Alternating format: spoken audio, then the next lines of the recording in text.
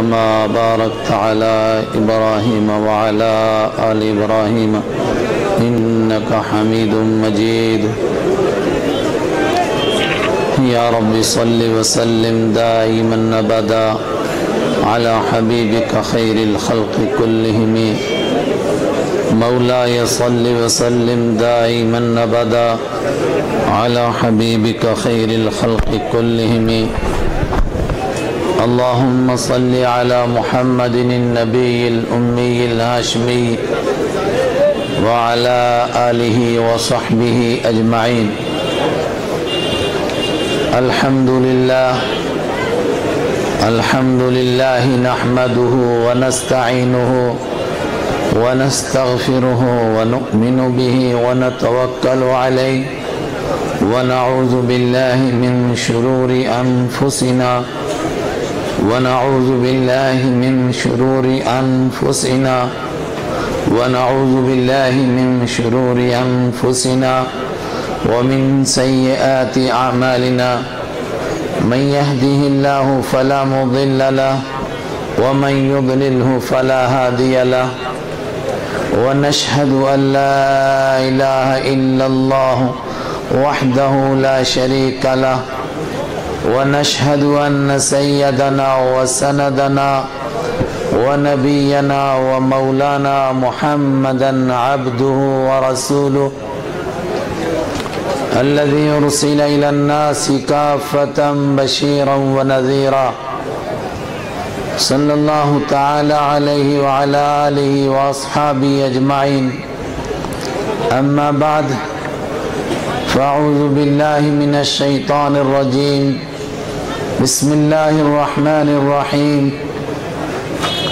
كما أرسلنا فيكم رسولا منكم يتلو عليكم آياتنا ويزكيكم ويعلمكم الكتاب والحكمة ويعلمكم ما لم تكونوا تعلمون. فاذكروني أذكركم واشكروا لي ولا تكفرون. يا أيها الذين آمنوا استعينوا بالصبر والصلاة إن الله مع الصابرين. وقال النبي صلى الله عليه وسلم إن في جسد بني آدم مضغة إذا صلحت صلح الجسد كله وإذا فسدت فسد الجسد كله ألا وهي القلب. أو كما قال عليه الصلاة والسلام. رب اشرح لي صدري ويسر لي أمري واحلل عقدة من لساني يفقه قولي. رب زدني علما رب زدني علما رب زدنی علما. دیروز در بستان سرا ہم طوطیان خوش نوا کرتی تھی وہ نعت مصطفیٰ بلغ العلا بکمالہ. دیروز در بستان سرا ہم طوطیان خوش نوا کرتی تھی وہ نعت مصطفیٰ بلغ العلا بکمالہ. اور بلبلیں بھی سو بسو لے لے کے ہر ایک گل کی بو کرتی تھیں وہ یہ گفتگو کشفت دجا بجمالہ. اور قمریاں بھی شوق میں ڈالے ہوئے سر توق میں کہتی تھیں اپنے ذوق میں حسنت جمیع خصالہ. سن کے چڑیوں کی چہچہے انسان بھلا کیوں چپ رہے لازم ہے اسے کہ یوں کہے صلو علیہ وآلہ. اللہم صلی علی محمد النبی الامی الہاشمی وعلی آلہ وصحبہ اجمعین. برادران اسلام، کافی دیر ہو گئی آپ حضرات کو مجمع میں بیٹھے ہوئے اور بات سنتے ہوئے. سنانے والے بدلتے رہے، آپ سننے والے نہیں بدلے. شاید کچھ بدلے بھی ہوں لیکن اکثریت بیٹھی رہی اور اب بہت ساروں کا ذہن تھک بھی چکا ہوگا۔ کوئی نئی بات شروع کریں گے تو شاید جب تک ذہن ادھر منتقل ہوتا تب تک وقت پورا بھی ہو جائے، اور اس طرح بھی کافی وقت بیت گیا ہے۔ لگتا ہے کہ جلسہ بس اختتام کے قریب ہے۔ حضرت مولانا تشریف لائیں گے اور ان کا بیان ہوگا، پھر ان کی دعا ہوگی، اور بہت تفصیلی گفتگو ہم سب کے بڑے ہمارے بزرگ حضرت مولانا حمید اللہ صاحب زید مجدہم سے آپ نے سنی، اپنی زبان میں سنی، اس لیے زیادہ سمجھ میں بھی آئی ہوگی۔ اس لیے بہت تفصیلی کوئی بات نہیں عرض کر سکتا ہوں۔ میں نے چند دن پہلے حضرت کے یہاں حاضری دی تھی اور وہاں ایک بات شروع کی تھی، ایک مضمون شروع کیا تھا، اسی سے ملتی ہوئی میں نے دوسرے مقام کی آیت پڑھی اور اسی سے کچھ ملتی ہوئی باتیں عرض کرنے کا ارادہ ہے۔ بلکہ جو مضمون حضرت مولانا نے شروع فرمایا تھا اور جو بیماریاں حضرت نے بیان فرمائیں جس میں امت آج مبتلا ہو رہی ہے، وہ امت جس کو انسانوں نے دیکھا تو ان کے چہروں کو دیکھ کر کے کلمہ نصیب ہو گیا، ان کے چہروں کو دیکھ کر کے انسانوں نے اپنی تہذیب کو بدل ڈالا، انسانوں نے اپنے کلچر کو بدل ڈالا، انسانوں نے اپنے تمدن کو بدل ڈالا، اور تو اور اپنی زبانوں کو چھوڑ دیا۔ مصر کی زبان عربی نہیں تھی، مصری تھی، لیکن وہ کیا انسان تھے جن کو انسانوں نے دیکھا اور ان کے چہرے ان کو اتنے پسند آئے، ان کے اوپر کس طرح فریفتہ ہو گئے، اپنا سب کچھ بدل ڈالا، اپنا لباس بدل ڈالا، اپنا رہن سہن بدل ڈالا، اپنی زندگی کا انداز بدل ڈالا۔ اور انداز تو بدلنا تھا، کلمہ نصیب ہوا، سب سے بڑی بات یہ ہے کہ زبان بدل ڈالی۔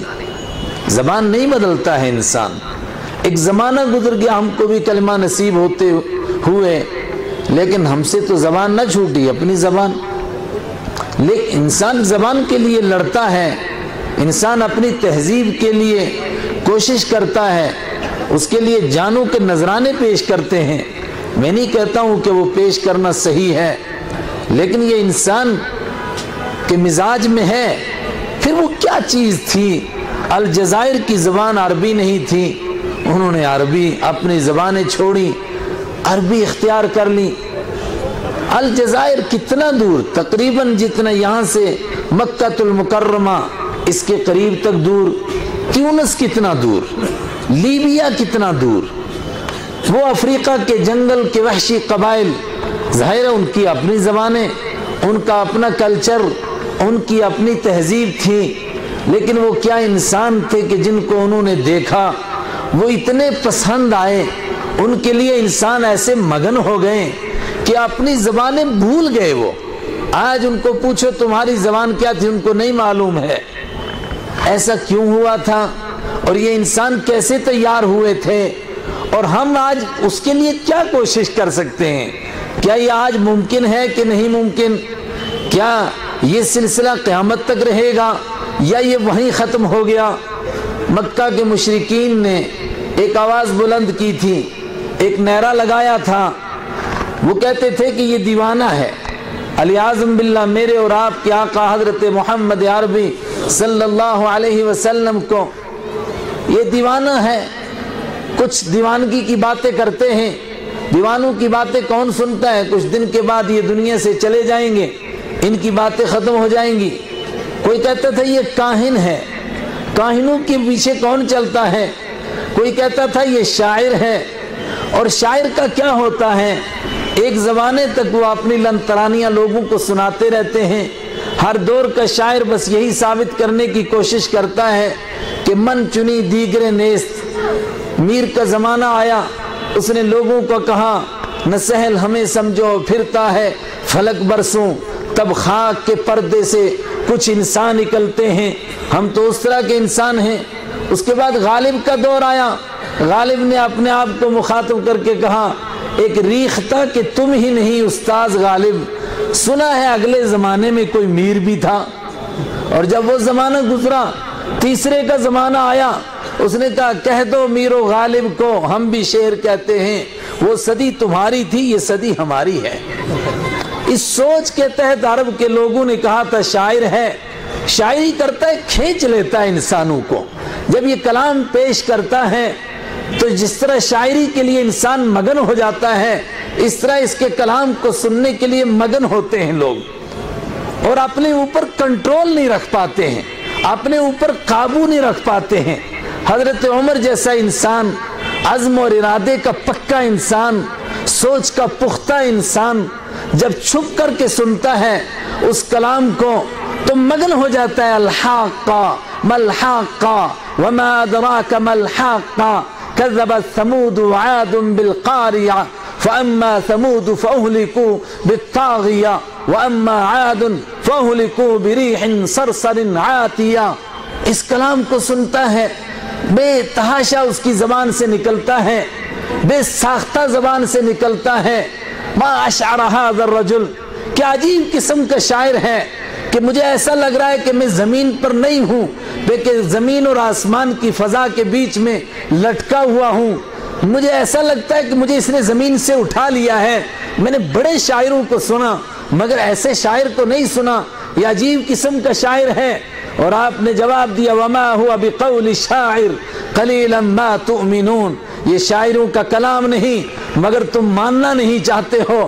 تو زبان سے نکلا ما اکہن ھذا الرجل، یہ کتنا بڑا کاہن ہے کہ میں اتنا دور بیٹھے یہ تبصرہ کرتا ہوں اور یہ مجھے ادھر سے جواب دیتا ہے کہ یہ شاعری نہیں۔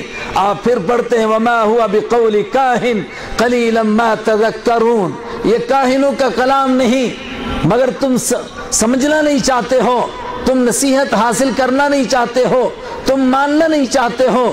جبیر بن مطعم ہے، مکہ المکرمہ کے اندر 13 سال تک اللہ کا کلام سنایا جاتا ہے، سننا نہیں چاہتا ہے، کانوں میں انگلیاں گھسا لیتا ہے اور کانوں میں روئی ٹھونس لیتا ہے تاکہ میرے کانوں کے اندر یہ آواز نہ پہنچے۔ حادثاتی طور پر کسی اپنی ضرورت کے لیے، کسی اپنی مجبوری کے لیے مدینہ المنورہ جاتا ہے۔ اللہ کے حبیب صلی اللہ علیہ وسلم مدینہ منورہ تشریف لے گئے ہیں، آپ کو وہاں بھی کچھ سال بیت گئے ہیں، اور آپ جب تلاوت کرتے ہیں وَالطُّورِ وَكِتَابٍ مَّسْطُورٍ فِي رَقٍّ مَّنشُورٍ وَالْبَيْتِ الْمَعْمُورِ وَالسَّقْفِ الْمَرْفُوعِ وَالْبَحْرِ الْمَسْجُورِ إِنَّ عَذَابَ رَبِّكَ لَوَاقِعٌ، اور جب آپ اس آیت پر پہنچتے ہیں إِنَّ عَذَابَ رَبِّكَ لَوَاقِعٌ، ہو وَالطُّورِ، مجھے طور کی قسم، وَكِتَابٍ مَّنشُورٍ، اور مجھے وَكِتَابٍ مَّسْطُورٍ، لکھی ہوئی کتاب کی قسم، فی رق منشور، پھیلائے ہوئے صحیفوں میں ورقوں میں لکھی ہوئی کتاب کی قسم، اور مجھے آگ لگائے ہوئے سمندر کی قسم، ان عذاب ربک لواقع، تیرے رب کا عذاب تو واقع ہو کر کے رہتا ہے۔ اس کو بے ساختہ ایسا محسوس ہوتا ہے جس کے لیے بعد میں تبصرہ کرتا ہے کہ مجھے ایسا لگا کہ ابھی آسمان پھٹے گا اور مجھ پر قیامت نازل ہو جائے گی اور یہ عذاب ابھی مجھ پر گرے گا۔ ان عذاب ربک لواقع، مکہ کے مشرک نہیں سننا چاہتے ہیں، ایک دوسرے کو نصیحت کرتے ہیں، اس کلام کو نہیں سننا ہے لیکن سو نہیں سکتے ہیں، یہ قرآن کھینچنے والا ہے، ان کو سونے نہیں دیتا ہے، وہ مجبور ہوتے ہیں، ایک دوسرے کے لیے سوچتے ہیں وہ نہیں اٹھا ہوگا، وہ نہیں اٹھا ہوگا، آج میں اکیلے جا کر کے سنتا ہوں، لیکن سب یہ سوچتے ہوئے سب کے سب مکہ پہنچ جاتے ہیں، حرم پہنچ جاتے ہیں، خانہ کعبہ میں پہنچ جاتے ہیں، اور میرے اور آپ کیا کا رحمت للعالمین تلاوت فرما رہے ہیں وَالنَّجْمِ إِذَا هَوَى مَا ضَلَّ صَاحِبُكُمْ وَمَا غَوَى وَمَا يَنْطِقُ عَنِ الْهَوَى إِنْ هُوَ إِلَّا وَحْيٌ يُوحَى۔ وہ اس قدر محو ہوتے ہیں، اس قدر گم ہوتے ہیں، اس قدر اس کلام میں کھو جاتے ہیں، جب آپ دوسرے رکوع میں پہنچتے ہیں، دوسرے رکوع کو پڑھتے ہیں اور اس کے آخر میں جب سجدے کی آیت آتی ہے اور آپ سجدہ کرنے لگتے ہیں، ان کو پتہ ہی نہیں چلتا ہے کہ ہم کیا کرتے ہیں، ایک کے سوا سب کے سب سجدے میں گر جاتے ہیں۔ جب اس کلام کو سنا تو انہوں نے کہا کہ یہ شاعری ہے، شاعر نمٹ گئے اپنے اپنے زمانے میں، तो ये भी निमट जाएंगे। कुरान पाक ने तीनों को जवाब दिया, वमा बिनिअमति रब्बिका बिकाहिन, आप अपने रब की नियामत से, उसके करम से काहिन नहीं। और ये आपको दीवाना कहते हैं, मा अंत बिनिअमति रब्बिका बिमजनून, आप अपने रब के करम से दीवाने नहीं हैं, आप काहिन नहीं हैं। अम यक़ूलून शाइर, अम यक़ूलून शाइर, क्या ये कहते हैं कि ये शायर है। नतरब्बसु बिही रैबल मनून, और हम इंतजार करते हैं इसके बारे में गर्दिश ज़माना की कि कोई ज़मीन ज़माने का ऐसा हादसा आएगा तो जिस तरह पिछले शायर चले गए इस तरह ये भी चले जाएंगे, और जिस तरह पहलों को लोग भूल गए इस तरह इनको भी भूल जाएंगे। कुरान करीम ने कहा, हम यक़ूलून शायर, क्या ये कहते हैं कि ये शायर है। नतरब्बसु बिही रैबल मनून, हम इनके बारे में गर्दिश ज़माना का इंतजार करते हैं। इनसे कह दो ये शायरी नहीं है, शायर दुनिया में आए और मिट गए और दुनिया वाले उनको भूल गए।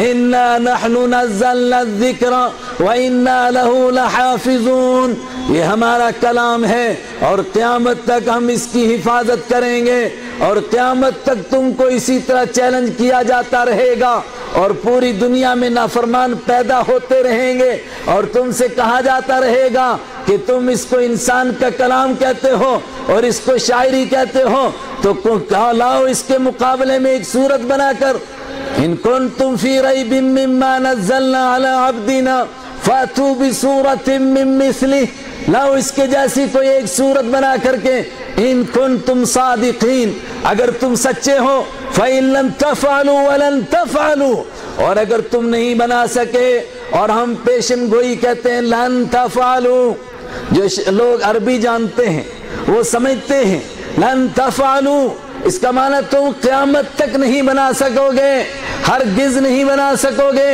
और तुम क्या बनाओगे, हम कुंतुम कुल इन इज्तमाअतिल इंसु वल जिन, आप कह दीजिए अगर इसके लिए इंसान भी इकट्ठे हों और जिन भी इकट्ठे हो जाएं और वो चाहें कि इसका मुकाबला करें और इसके जैसे कोई कलाम बनाना लाना चाहे, कोई किताब लाना चाहे, ला यातून बिमिस्लिही वलौ कान बाज़ुहुम लिबाज़िन ज़हीरा, नहीं ला सकते इसके जैसा, अगरचे वो एक दूसरे के मददगार भी होंगे। और ये क़यामत तक चैलेंज किया जाएगा। ये सिर्फ उन्हीं को नहीं था, आज के कालों को भी है, आज के गोरों को भी है, आज के साइंटिस्टों को भी है, आज के पढ़े लिखे इंसानों को भी है, आज के बागी इंसानों को भी है, आज के उन इंसानों को भी है जो अल्लाह के कलाम को सच्चा नहीं मानते, अल्लाह के दीन को सच्चा नहीं मानते, अल्लाह के हबीब को सच्चा नहीं मानते। उन सब को ये चैलेंज है, आओ इसका मुकाबला करो, आओ इसका मुकाबला करो। कोई ऐसा कलाम लाओ कि जिसको पढ़ा जाए तो इंसान झुक जाए। इदा तुतला अलैहिम आयातुना, जब उनके सामने हमारी आयतें पढ़ी जाती हैं, ज़ादतहुम ईमाना, उनका ईमान बढ़ जाता है। जब उनके सामने हमारी तिलावत की जाती है, यखिर्रूना अलल अज़क़ान, यखिर्रूना लिल अज़क़ान, तो इंसान ठोड़ियों के बल इतनी तेजी से सजदे में गिरते हैं कि पिशानी नहीं, ठोड़ियों के बल सजदे में गिर पड़ते हैं। यबकून व यज़ीदुहुम खुशूआ, और हमारा कलाम सुन करके रोते हैं और उनके खुशू के अंदर और इजाफा हो जाता है। कोई लाओ ऐसा कलाम। कुरान करीम ने कहा कि ये हंसते हैं मगर रोते नहीं हैं, इनको क्या आखिरत की याद नहीं आती, और सुफ़ा वालों को सुनाया जाए, उनकी हिचकियां लग जाएं और वो सब के सब रोने लग जाएं। कोई लाओ ऐसा कलाम, कोई ऐसा कलाम कि फिर उसके सुनाया जाए तुफैल बिन अमर अद-दोसी को, और सिर्फ एक सूरत सुनाई जाए, कुल हु अल्लाहु अहद अल्लाहु समद लम यलिद वलम यूलद वलम यकुल लहू कुफुवन अहद, तो वो कहे कि मेरी ज़बान नहीं, मेरा दिल गवाही दे रहा है, मेरा ज़मीर गवाही दे रहा है कि ये रब ही का कलाम हो सकता है, किसी और का कलाम नहीं हो सकता है। मक्का के काफिर मजबूर हूँ और एक शायर को बुलाए और उसको कहे कि हम परेशान हैं, तू इसका मुकाबला कर, और वो कहे कि ज़रा मुझे सुनाओ तो सही। और यतीम मक्का रहमतुल लिल आलमीन सल्लल्लाहु अलैहि वसल्लम सूरह यासीन सुनाए, यासीन वल कुरआनिल हकीम इन्नका लमिनल मुरसलीन, قرآن حکیم کی قسم، حکمت والے قرآن کی قسم، اس کی سطر سطر، اس کا لفظ لفظ، اس کی آیت آیت گواہی دے رہی ہے انک لمن المرسلین، آپ اللہ کے پیغمبر ہیں، آپ اللہ کے بھیجے ہوئے ہیں۔ اور جب آخری رکوع میں آپ پہنچے وَضَرَبَ لَنَا مَثَلًا وَنَسِيَ خَلْقًا، یہ ہماری مثالیں پیش کرتا ہے اور اپنی پیدائش کو بھول گیا اور لوگوں کو کہتا ہے مَن يُحْيِي الْعِظَامَ، کون ہڈیوں کو پیدا کرے گا، وہی رمیم، جبکہ وہ بوسیدہ ہو چکیں گی۔ قُلْ يُحْيِيهَا الَّذِي أَنشَأَهَا أَوَّلَ مَرَّةٍ، ان سے کہہ دیجئے وہی پیدا کرے گا جس نے پہلی مرتبہ پیدا کیا۔ اور جب اس مقام پر آپ پہنچیں تو وہ شاعر زمین سے ایک تنکا اٹھائیں اور اس کو توڑیں اور وہ کہیں کہ اس کلام کا کوئی مقابلہ نہیں کر سکتا ہے، ما ھذا کلام البشر، یہ انسان کا کلام نہیں ہے۔ میرے ایمان والے بھائیوں، یہ ہے وہ اللہ کا کلام جو اللہ کی نعمت مجھے اور آپ کو ملی، اور یہ صرف انہی انسانوں کو نہیں ملی جو 1400 سال پہلے پیدا ہوئے تھے، جن کے چہروں کو دیکھ کر کے انسانوں نے ایمان ہی نہیں قبول کیا، ان کی زبان بھی قبول کی، ان کی تہذیب بھی قبول کی، ان کا کلچر بھی قبول کیا، سب کچھ بھول گئے۔ یہ اتنی بڑی اللہ کی نعمت۔ اللہ فرماتا الرحمن علم القرآن خلق الانسان، بہت میری نعمتیں ہیں مگر قرآن جیسی میری کوئی نعمت نہیں، جس کے لیے میں نے اپنے پیغمبر کو پیدا کیا اور قرآن پاک کے لیے ان کی ذمہ داری بیان ہوئی کہ وہ قرآن پاک کے یہ 4 کام کریں گے، اور قیامت تک امت جب تک یہ 4 کام کرتی رہے گی تو امت اسی طرح کے افراد امت میں پیدا ہوتے رہیں گے، اور یہ زندہ امت ہے، قیامت تک یہ دین کا نمونہ پیش کرتی رہے گی۔ ایسا بالکل نہیں ہوگا کہ دین مٹ جائے گا، ہاں افراد بدلے جائیں گے۔ کیسے بدلے جائیں گے؟ یستبدلون نستبدل قوما غیرکم، ہم تمہارے سوا دوسروں کو وجود میں لائیں گے، لا یکون امثالکم، پھر وہ تمہارے جیسے نہیں ہوں گے، وہ اس طرح کے ہوں گے جس طرح صحابہ تھے، جن کے لیے کہا گیا تھا فَإِنْ آمَنُوا بِمِثْلِ مَا آمَنْتُمْ بِهِ فَقَدْ اهْتَدَوْا، اگر اس طرح ایمان لائے جس طرح یہ ایمان لائے ہیں تو وہ ہدایت پا جائیں گے۔ وہ اللہ کی کتاب قیامت تک رہے گی، اور جب اللہ کی کتاب قیامت تک رہے گی اس کے اثرات بھی قیامت تک مرتب ہوتے رہیں گے، اس کے نتیجے بھی قیامت تک نکلیں گے، اور جو مطلوب افراد ہیں وہ افراد بھی قیامت تک پیدا ہوتے رہیں گے۔ یہ گارنٹی پروردگار نے اس دین ہی کے لیے لی ہے، کسی اور دین کے لیے نہیں ہے، ورنہ اس سے پہلے بھی کتابیں نازل ہوئیں اور کچھ عرصے کے بعد یحرفون الکتاب یحرفون الکلم عن مواضع، لوگ اس کو بدلتے تھے، اپنے ہاتھوں سے لکھتے تھے، پھر اللہ کی طرف منسوب کرتے تھے، مگر اس کی حفاظت کا وعدہ کیا گیا اور قیامت تک کے لیے وعدہ ہے، اور جب اس کی حفاظت نہیں ہوگی پھر قیامت ہی آ جائے گی۔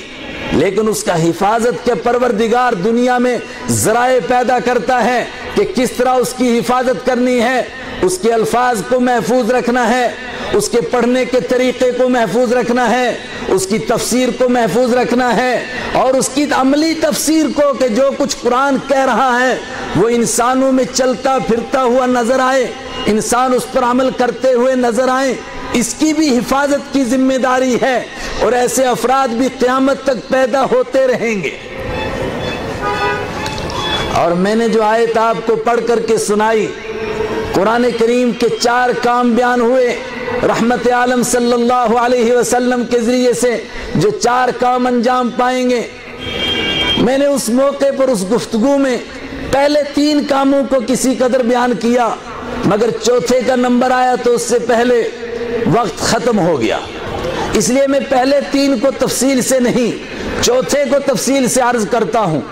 اور اس سے پہلے اللہ کی ایک نعمت، لَإِن شَكَرْتُمْ لَأَزِيدَنَّكُمْ وَلَإِن كَفَرْتُمْ إِنَّ عَذَابِي لَشَدِيدٌ، اگر تم میری نعمت کا شکر کرو گے تو میرا ضابطہ یہ ہے کہ نعمت اور بڑھتی رہے گی اور ملے گی، یہ ہر نعمت کے لیے اس کا ضابطہ ہے۔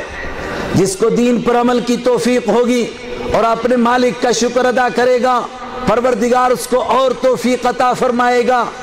جس کو اس کی کتاب کی سمجھ کی توفیق ہوگی اور وہ اس کا شکر ادا کرے گا، پروردگار اس کو اس کے آگے کی نعمت کتاب کے اوپر عمل کی توفیق عطا فرمائے گا۔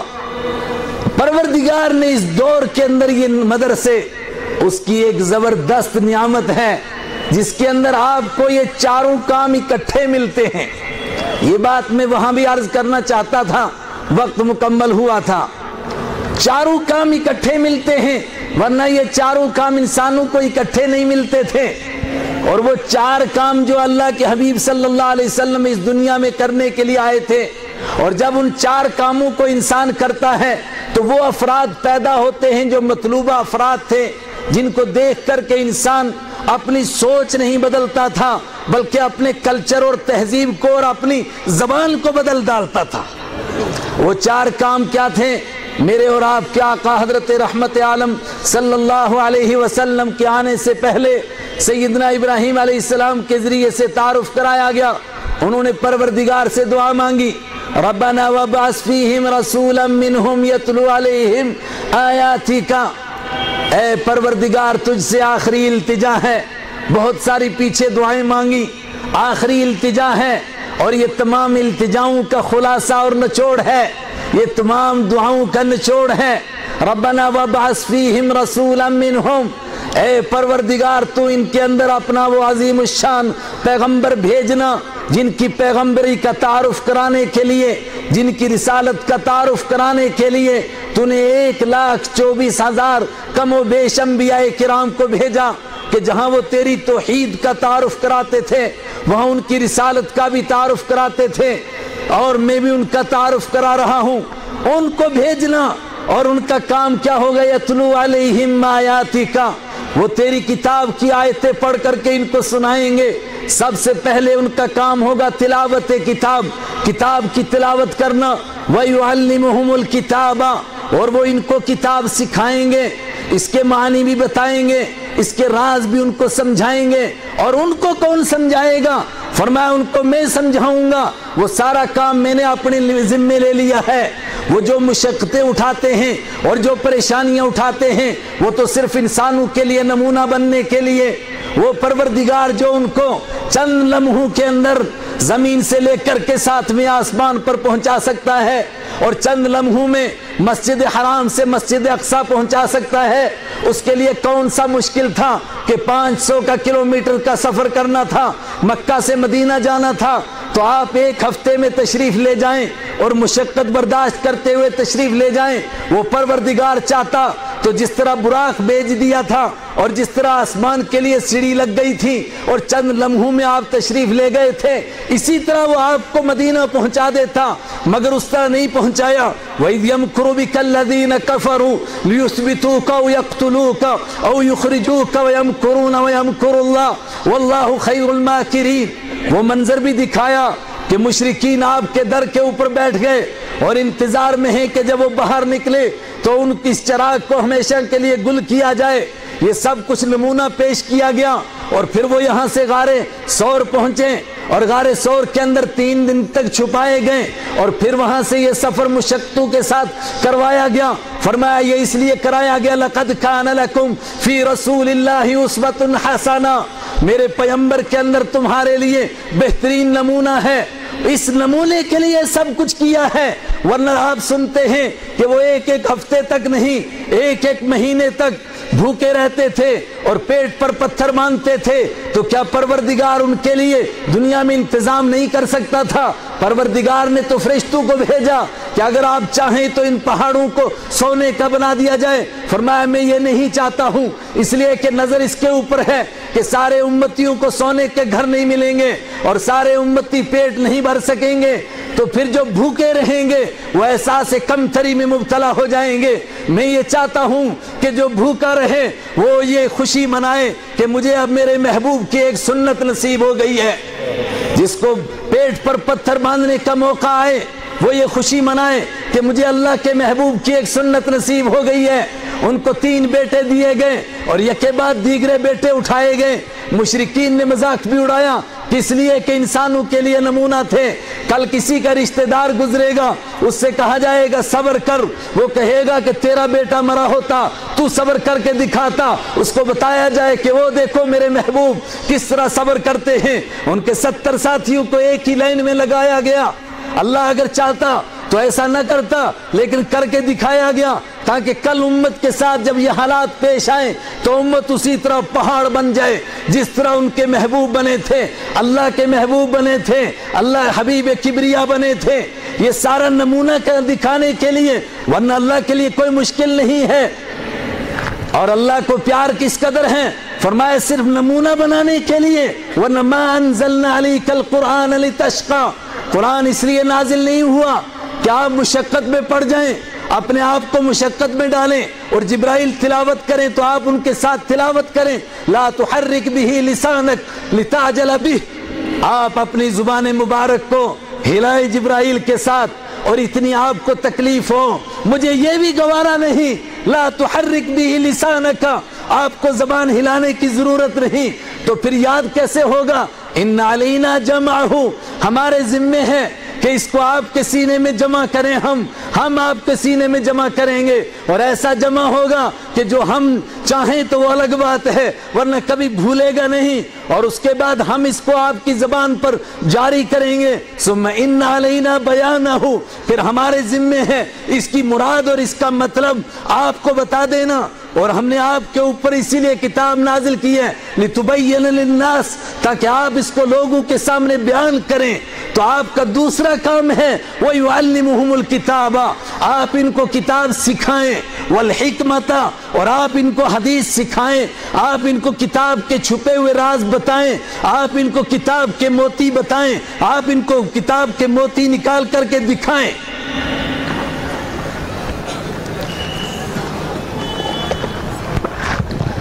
میرے ایمانی بھائیوں، ایک بات آپ کو اور اپنے آپ کو سمجھانا چاہتا ہوں، ایک موڑ پر آپ کو اور اپنے آپ کو لے جانا چاہتا ہوں۔ یہ 3 کام بیان ہوئے اور چوتھا کام ان کا نتیجہ بیان ہوا وَيُزَكِّيهِمْ، اور آپ کی اس کے ذریعے سے ان کا تزکیہ کریں گے، ان کی صفائی کریں گے۔ یہ سورہ بقرہ کی حضرت ابراہیم علیہ السلام کی دعا والی آیت تھی۔ میں نے دوسرے مقام سے تلاوت کی، وہاں قرآن کریم نے اللہ کی نعمتوں کو بیان کیا، اور کئی نعمتیں، اب اتنا موقع نہیں ان سب کو بیان کر کے فرمایا کس طرح یہ نعمتیں کی۔ کما ارسلنا فیکم رسولا منکم یتلو علیکم آیاتنا ویزکیکم، یہ نعمتیں ہم نے اسی طرح انسانوں تم پر کی جس طرح ہم نے تم کو اپنا آخری پیغمبر عطا کیا۔ وہ کیا کام کرتے ہیں؟ یتلو علیکم آیاتنا، وہ تمہارے سامنے ہماری آیتوں کی تلاوت کرتے ہیں، وَيُزَكِّيهِمْ، اور تمہارے دلوں کی صفائی کرتے ہیں۔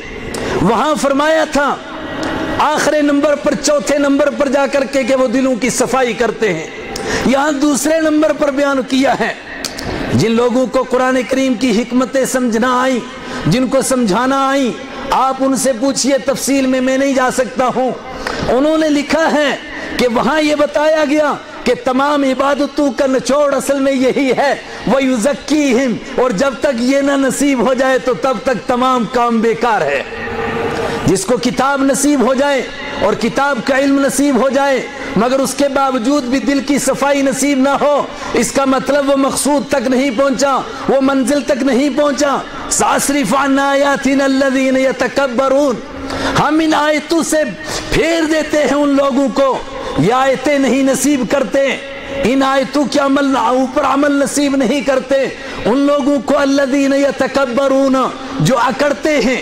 یہ کون لوگ ہیں؟ یہودیوں کا تذکرہ ہے، ان کے پاس علم ہے، ان کے پاس اللہ کی آیتیں ہیں، مگر اس کے باوجود اس علم کے اوپر ان کو گھمنڈ ہو گیا تھا، اور علم کا تکبر تمام تکبر سے بڑھ کر ہے، اور وہ تکبر وہ بدترین بیماری ہے کہ جو انسان کو ایمان سے محروم کرتی ہے، جو شیطان ابلیس کو شیطان بنا کر راندہ درگاہ کر کے نکالتی ہے۔ اس کو گھمنڈ ہے اپنے علم کے اوپر، کتنا علم ہے اس کے پاس، پروردگار کے ساتھ مناظرہ کرتا ہے۔ جب اس کو حکم ملا کہ جھک جا آدم علیہ السلام کے سامنے، کہتا ہے میں کیسے جھکوں؟ خلقتنی من نار و خلقتہ من طین، غلطی تیری ہے، تو نے مجھے آگ سے پیدا کیا اور اس کو مٹی سے پیدا کیا، تو پھر میں اس کے آگے کیسے جھکوں؟ میں اس کے آگے نہیں جھک سکتا ہوں۔ فاخرج انک من الصاغرین، نکل جا، تو ذلیل ہے، تجھے یہاں رہنے کا حق حاصل نہیں۔ علم ہے اس کے پاس، مگر یہ علم اس کے لیے گمراہی کا سبب بنا۔ ایک دوسرے مقام پر اس آیت کو پھر دہرایا گیا، یہی آیت کہ ہم نے اپنے پیغمبر کو بھیجا اور یہ 4 کام دے کر کے ان کو بھیجا، اور وہاں فرمایا کہ امیوں کے اندر بھیجا۔ سوال پیدا ہوا، امیوں میں کیوں بھیجا؟ پڑھے لکھے لوگوں میں کیوں نہیں بھیجا؟ فرمایا کون ہے پڑھے لکھے؟ کہا یہ یہودی پڑھے لکھے ہیں، عیسائی پڑھے لکھے ہیں۔ فرمایا ان کو تم پڑھا لکھا سمجھتے ہو؟ مثل الذین حملوا التوراۃ ثم لم يحملوها كمثل الحمار يحمل اسفارا۔ یہ قرآن ایمان والوں کے لیے ہدایت بن کر نازل ہوئی ہے، تو اس آیت کے اندر ایمان والوں کے لیے کیا ہدایت ہے؟ فرمایا ان لوگوں کی مثال جن کے اوپر تورات لادی گئی تھی، اس گدھے کی مثال ہے جس کے اوپر مذہبی کتابیں لادی جاتی ہیں، تلاوت بھی نصیب ہے، تعلیم بھی نصیب ہے، تعلیم حکمت بھی نصیب ہے، مگر تیسری چیز، چوتھی چیز سے وہ محروم ہو گئے۔ ان کی مثال پیش کی کہ پھر جس شخص کے پاس علم ہو مگر دل کی صفائی اس کو نصیب نہیں ہوئی، دل کی دنیا نہیں بدلی، اس کی مثال گدھے کی مثال ہے۔ وہ اپنے اوپر کتابیں لادتا ہے مگر اس کو کتاب کا کوئی فائدہ نہیں ہوتا ہے۔ پھر یہی وہ طبقہ ہے کتاب پڑھتا ہے مگر اس کے باوجود کیا کام کرتا ہے؟ اعلان کرتا ہے نحن ابناء اللہ واحباؤہ، ہم سب کے سب خدا کے لاڈلے ہیں، ہم سب کے سب اس کے چہیتے ہیں، بلکہ اس کے بیٹے ہیں۔ اور بدترین گناہ کر کے پھر کیا کہتے ہیں؟ لن تمسنا النار الا ایاما معدودہ، لن تمسنا النار الا ایاما معدودہ، ہم کو آگ نہیں چھوئے گی مگر گنتی کے چند دن۔ اور کام کیا ہیں؟ یقتلون النبیین بغیر الحق، اتنے بدترین جرائم میں مبتلا ہیں کہ نبیوں کو ناحق قتل کرتے ہیں۔ کیا اس امت کے ساتھ بھی یہ کام ہو سکتا ہے؟ فرمایا ہاں ہو سکتا ہے۔ ثم اورثنا الكتاب الذين اصطفينا من عبادنا فمنهم ظالم لنفسه ومنهم مقتصد ومنهم سابق بالخيرات، پھر ہم نے اس کتاب کا وارث بنایا ان لوگوں کو جن کو ہم نے انسانوں میں سے چنا، جن کو ہم نے انسانوں میں سے منتخب کیا۔ یہ چنا ہوا طبقہ، یہ منتخب ہوا طبقہ، اس کے باوجود اس کے یہ 3 درجوں میں بٹ گیا، اور اس میں سب سے پہلا نمبر کن کا آیا؟ فَمِنْهُمْ ظَالِمٌ لِنَفْسِهِ، ایک وہ طبقہ تیار ہوا کہ جو اپنے اوپر ظلم کرنے والا، وہ کتاب پڑھتا ہے مگر کتاب اس کے دل کے اندر نہیں اترتی، وہ اس کی زندگی کو نہیں بدلتی، وہ اس کی زندگی کے طرز کو نہیں بدلتی، وہ اس کے دل کو نہیں بدلتی، اور آسان لفظوں میں کہیے کہ اس کو وہ مومن نہیں بناتی جس مومن کا تعارف قرآن کریم نے کیا ہے۔ آپ بھی تھک گئے بیٹھے بیٹھے اور وقت بھی محدود ہے۔ مومن کس کو کہا قرآن کریم نے؟ صرف چند مقام کی سیر کراتا ہوں۔ کس کو کہتے ہیں مومن؟ انما المؤمنون الذين اذا ذكر الله وجلت قلوبهم واذا تليت عليهم آياته زادتهم ایمانا وعلى ربهم يتوکلون، ان کو کہتے ہیں مومن جب ان کے سامنے تلاوت کی جاتی ہے۔ انما المؤمنون الذين اذا ذكر الله، جب اللہ کا نام لیا جاتا ہے، وجلت قلوبهم، ان کے دل تڑپ جاتے ہیں، ان کے دل دہل جاتے ہیں، وہ کانپ جاتے ہیں، اور جب ان کے سامنے تلاوت کی جاتی ہے ان کا ایمان اور زیادہ بڑھ جاتا ہے۔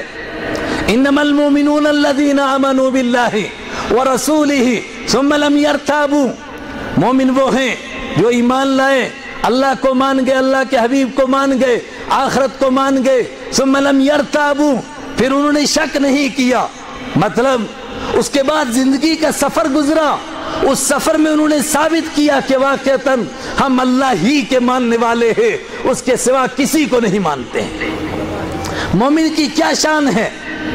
لِكَيْ لَا تَأْسَوْا عَلَى مَا فَاتَكُمْ وَلَا تَفْرَحُوا بِمَا آتَاكُمْ، اس کو اپنے رب کے اوپر توکل ہوتا ہے، اپنے رب کا بھروسہ نصیب ہوتا ہے، اور جب بھروسہ نصیب ہو جاتا ہے تو پھر اس کو کتنا بڑا نقصان ہو جائے مگر اس نقصان کے اوپر وہ مایوس نہیں ہوتا، اس کو کوئی غم نہیں ہوتا، اور اس کو کتنا بڑا نفع ہو جائے مگر اس نفع کے اوپر اس کو کوئی خوشی نہیں ہوتی، اس لیے کہ آنے والے کو سمجھتا ہے کہ اللہ نے بھیجا ہے، اور گئے ہوئے کو سمجھتا ہے کہ اللہ کی مرضی سے ایسا ہی ہونا تھا۔ صرف ایک مثال عرض کرتا ہوں، سیدنا شیخ عبد القادر جیلانی رحمہ اللہ تعالی بہت بڑی تجارت کرتے ہیں، اچانک کسی نے آ کر کے خبر دی کہ حضرت عجیب واقعہ پیش ہوا، آپ کا تجارتی سامان لدا ہوا تھا جہاز پر اور وہ جہاز ڈوب گیا۔ تھوڑی سی دیر گردن جھکائی، فرمایا الحمدللہ۔ کچھ دیر ابھی مجلس لگی ہوئی ہے، کچھ دیر کے بعد ایک دوسرا آدمی آیا، کہا ایک عجیب بات پیش آ گئی تھی، جہاز بحر میں آ گیا تھا، قریب تھا کہ ڈوب جاتا، لیکن اللہ کا کرم ہوا، ہچکولے لیتے لیتے کنارے پر پہنچ گیا اور جہاز بچ گیا۔ تھوڑی دیر گردن جھکائی، فرمایا الحمدللہ۔ لوگ حیران ہوئے، ڈوبنے پر بھی الحمدللہ اور نہ ڈوبنے پر بھی الحمدللہ، بچنے پر بھی الحمدللہ۔ فرمایا جب ڈوب گیا تو میں نے اپنے دل کو جھانک کر کے دیکھا اور میں نے دیکھا کہ کیا اس کے اندر جانے کا افسوس تو نہیں ہو رہا ہے، اس لیے کہ قرآن نے کہا مومن کی شان ہے لِكَيْ لَا تَأْسَوْا عَلَى مَا فَاتَكُمْ، تاکہ تم مایوس نہ ہو جو تم سے چھوٹ جائے۔ تو میں نے دیکھا کہ دل مایوس نہیں ہے اور وہ اللہ کے حکم کے قضا کے اوپر راضی ہے، رضا بالقضا۔ تو میں نے کہا کہ اللہ نے ایمان، اللہ نے اس توکل کے اوپر مجھے قائم رکھا، الحمدللہ، اس پر الحمدللہ پڑھا۔ اور جب دوبارہ کہا کہ جہاز بچ گیا تو میں نے قرآن کے دوسرے لفظ پر غور کیا، وَلَا تَفْرَحُوا بِمَا آتَاكُمْ، ان کو جو مل جاتا ہے اس کے اوپر وہ خوش نہیں ہوتے ہیں، اس لیے کہ وہ اللہ کی نعمت سوچتے ہیں، اللہ کی نعمت سمجھتے تو اترانا کیا، اکڑنا کیا، ان کو کسی پر اکڑ نہیں، وہ سمجھتے ہیں کہ اللہ کا دیا ہوا ہے۔ جب میں نے اس پر دوبارہ اپنے دل پر غور کیا کہ دل اس کو اللہ کی نعمت سمجھ کر کے اللہ کا شکر ادا کر رہا ہے یا مال کے اوپر اکڑ رہا ہے، تو میرا دل اللہ کا شکر کر رہا ہے۔ میں نے کہا الحمدللہ۔ انسان کا اپنے مالک کے ساتھ وہ تعلق ہو جائے جس کے بعد وہ اس کے لیے بے ساختہ اس کی بندگی کے لیے اس کے قدم اٹھ جائیں، اور جو قرآن کریم نے کہا کہ تم کو راتوں کو اٹھا نہیں جاتا، اور میں ان مومنین کی بات کرتا ہوں۔ کون سے مومنین؟ کانوا قبل ذلك محسنین وبالاسحار هم یستغفرون، یہ اس سے پہلے نیکوکار لوگ تھے۔ کانوا قلیلا من اللیل ما یہجعون، ان کو راتوں کو نیند آیا نہیں کرتی تھی، تم کو آنکھ نہیں کھلتی تھی، ان کو راتوں کو نیند آتی نہیں تھی، تم کو اللہ کے دین پر عمل کرنا مشکل ہوتا تھا اور ان کو کوئی حکم چھوڑنا ناممکن ہو جاتا تھا۔ ان کے لیے ناممکن ہے کہ اللہ کے کوئی حکم کو چھوڑیں، یہ تڑپ پڑتے ہیں۔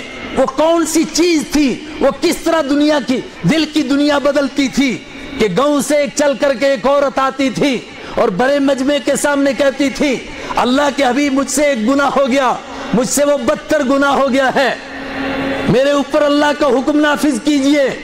اور اس کو سمجھایا جاتا تھا کہ تجھے معلوم نہیں ہے اس کا حکم کیا ہے کہ تجھے پتھر مار مار کر کے مارا جائے گا، اس سے تیرا خاندان رسوا ہوگا، تیرا باپ ذلیل ہوگا، تیری ماں ذلیل ہو جائے گی، تیرا بھائی ذلیل ہو جائے گا، تیرا خاندان رسوا ہو جائے گا، تیرا علاقہ رسوا ہو جائے گا، یہ سب تیرے سامنے ہے۔ مگر اس کے باوجود وہ کہتی تھی کہ مجھے اس دنیا کی رسوائی کی کوئی فکر نہیں، میں تو اس سے رسوائی سے ڈرتی ہوں جس رسوائی سے سیدنا ابراہیم علیہ السلام مانگتے تھے، اے میرے مالک دنیا کا اور کچھ نہیں مانگتا، تجھ سے یہ مانگتا ہوں کہ رسوائی کے دن سے میری حفاظت فرمانا۔ ہائے ہائے، اس کو کہتے ہیں مومن۔ اور اس کو جب واپس کر دیا جاتا ہے کہ تیرے پیٹ کا جو بچہ ہے اگر تیرے اوپر یہ حکم نافذ کیا گیا اس کا کیا بنے گا؟ جب بچہ پیدا ہوتا ہے وہ پھر حاضر ہو جاتی ہے، کون اس کو کھینچ کے لاتا تھا؟ کون سی چیز اس کو مجبور کرتی تھی کہ وہ کھینچ کر کھچی ہوئی آتی تھی، پھر دوبارہ آتی ہے؟ اور اس کو پھر بتایا گیا کہ ابھی تو یہ بچہ چھوٹا ہے، اس کو دودھ کون پلائے گا؟ پھر واپس جاتی ہے، پھر دودھ پلاتی ہے، اور جب بچہ روٹی کھانے لگتا ہے تو روٹی کا ٹکڑا اس کے ہاتھ میں دے کر کے پھر واپس لاتی ہے کہ دیکھیے اب یہ کھانے کے لائق ہو گیا ہے، اب میرے اوپر اللہ کا حکم نافذ کیجئے۔ یہ وہ دل کی دنیا بدلتی تھی، اور یہ ساری باتوں کا نچوڑ ہے، ساری باتوں کا نچوڑ۔ پوچھا گیا نماز کس کے لیے؟ فرمایا اقیم الصلاۃ لذکری، میری یاد کے لیے نماز ہے، تقوی کے لیے نماز ہے۔ پوچھا زکوٰۃ کس کے لیے؟ خذ من اموالہم صدقۃ تطہرہم وتزکیہم ان الصلاۃ، تو آپ ان سے لے لیجئے زکوٰۃ، اس کے ذریعے سے آپ ان کے دلوں کو پاک کریں گے، آپ ان کی صفائی کریں گے۔ ابھی قربانی کا وقت آ رہا ہے، پوچھا قربانی کس لیے؟ لن ینال اللہ لحومها، اللہ تک اس کا گوشت نہیں پہنچتا، اس کا خون نہیں پہنچتا، اس کی کوئی اور چیز نہیں پہنچتی، ولکن ینالہ التقوی، بلکہ اس تک اس کا تقوی پہنچتا ہے۔ کیا چیز ہے وہ تقوی؟ من خشی الرحمن بالغیب وجاء بقلب منیب، وہ جو ہر وقت میں اپنے مالک سے ڈرتے تھے، ہر وقت اس کی طرف متوجہ رہنے والا دل لے کر کے آتے تھے۔ یہ چوتھا کام ہے، جب تک یہ نصیب نہیں ہوتا 3 کام بیکار رہتے ہیں، اور اگر وہ 3 کام ہو جائیں اور یہ چوتھا نصیب نہ ہو، میں نے کہا وہ بیکار، اور اگر یہ چوتھا کوئی تلاش کرنے لگ جائے اور ان 3 کو چھوڑ دیں، تو قرآن کریم نے اس کو چوتھے نمبر پر اسی لیے رکھا کہ اگر اس چوتھے کے پیچھے کوئی پڑ جائے گا، ان 3 کے بغیر سوائے جہالت کے اس کو کچھ نہیں ملے گا۔ قرآن کیا کہتا ہے؟ قرآن کے ذریعے فذکر بالقرآن، قرآن کے ذریعے سے نصیحت کیجئے، قرآن ہی کے ذریعے سے نصیحت کیجئے، یہ نصیحت کی کتاب ہے۔ اور اگر اس کے بغیر کوئی تلاش کرنے لگا، رہبانیۃ ابتدعوها ما كتبناها علیہم الا ابتغاء رضوان اللہ، وہ دیکھو عیسائیوں نے تلاش کیا تھا اور صرف اللہ کی رضا کے لیے تلاش کیا تھا، لیکن سوائے گمراہی کے ان کے حصے میں کچھ نہیں آیا۔ یہ چاروں چیزیں اگر اکٹھی ہو کر کسی کو نصیب ہوئی ہیں، میرے ساتھیو تفصیلی بات کرنے کا موقع نہیں، یہ اس مدرسوں کی دنیا کو نصیب ہوئی ہیں۔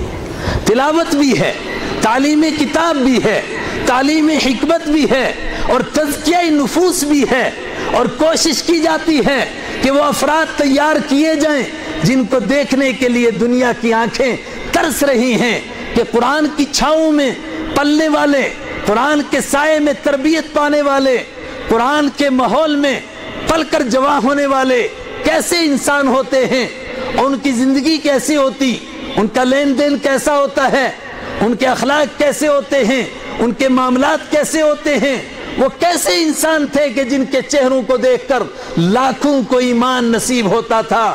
اس گئے گزرے دور میں یہ مدرسوں کی شکل میں بہترین پروردگار نے آپ کو نعمت عطا فرمائی، اور اس ایسی نعمتوں کے لیے کہا لَإِن شَكَرْتُمْ لَأَزِيدَنَّكُمْ وَلَإِن كَفَرْتُمْ إِنَّ عَذَابِي لَشَدِيدٌ، اگر اس نعمت کی قدر کرو گے تو تمہیں اور دوں گا، اور نعمت کی ناشکری کرو گے إِنَّ عَذَابِي لَشَدِيدٌ، تو میرا عذاب بہت سخت ہے۔